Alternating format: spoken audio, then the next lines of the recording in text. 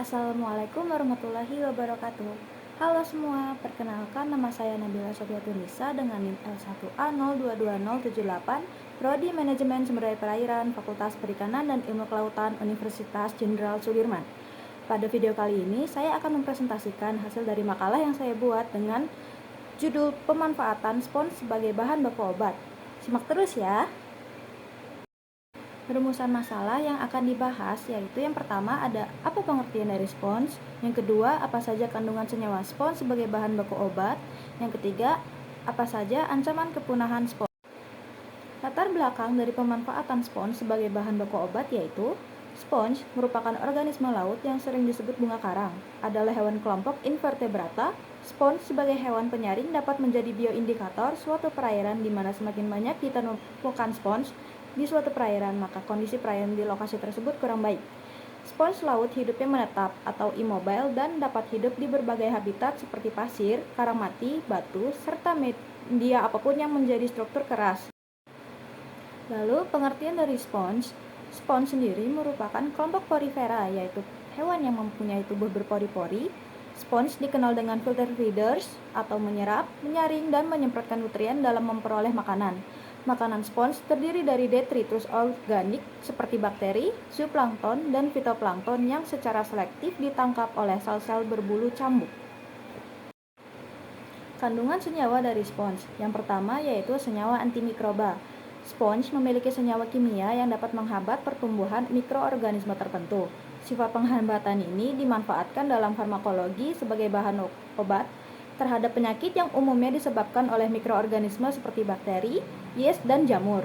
Beberapa senyawa antimikroba yang telah diisolasi dari biota spons diantaranya yang pertama ada aeroplicinin 1 yang diisolasi dari spons jenis Aplycina aeropoba, dapat menghambat pertumbuhan bakteri Vibrio, Micrococcus, atau Alteromonas sp. Yang kedua itu Strongyloporines, diisolasi dari spons Strongylophora guricina, aktif menghambat bakteri Salmonella typhi dan Micrococcus luteus.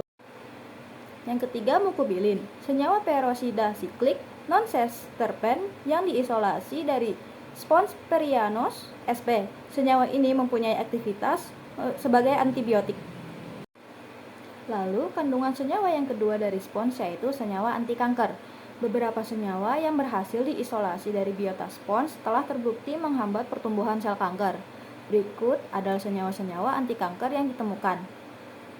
Yang pertama, spongoridin dan spongotimidin dari spons Cryptotetis crypta. Kedua senyawa ini merupakan zat aktif terhadap virus herpes simplex. Yang kedua, ada avarol dan avaron, adalah senyawa yang mempunyai keaktifan menghambat virus HIV. Yang ketiga ada adosiaquinone B, diisolasi dari spons Sextospongia sp. Senyawa ini aktif dalam menghambat pertumbuhan sel tumor manusia.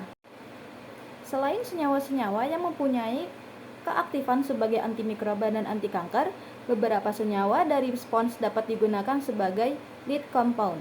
Di antaranya obat antasida, antiepileptik, lipotropik, dan hipotensif. Yang terakhir ada ancaman kepunahan spons. Sumber ancaman terhadap biota laut termasuk spons dapat diklasifikasikan dalam dua kelompok. Yang pertama, faktor dinamika alam. Letusan gunung berapi, di mana material-material yang disemburkan oleh letusan tersebut dapat masuk ke dalam area laut, yang mengakibatkan tertutupnya permukaan laut, sehingga pertumbuhan dan perkembangan spons terganggu bahkan dapat mengakibatkan kematian. Lalu, efek dari kekeruhan perairan dapat berupa terhalangnya sinar matahari, di mana sinar matahari dapat dibutuhkan oleh spons. Lalu, kelompok yang kedua ada faktor dinamika manusia. Ancaman akibat aktivitas manusia dapat berupa penangkapan ikan menggunakan bahan peledak maupun racun, dan dapat pencemaran seperti sampah. Jenis sampah yang memberi dampak buruk pada kualitas perairan, terutama sampah plastik. Terakhir, kesimpulan dari materi yang saya presentasikan. Yang pertama, 1.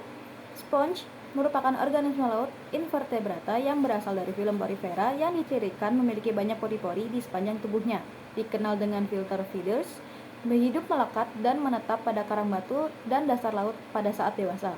Kedua, Penelitian senyawa aktif dari hasil metabolisme sekunder biota spons telah menghasilkan beberapa senyawa obat, mempunyai keaktifan sebagai antimikroba, anti kanker, dan beberapa senyawa dari spons dapat digunakan sebagai lead compound, obat antasida, antiepileptik, lipotropik, dan hipotensif. Dan yang ketiga, ancaman kepunahan spons diklasifikasikan dalam dua kelompok, yaitu disebabkan faktor dinamika alam dan dinamika aktivitas manusia. Sekian makalah yang dapat saya sampaikan. Saya mohon maaf bila ada kurangnya dalam presentasi. Terima kasih sudah menyimak.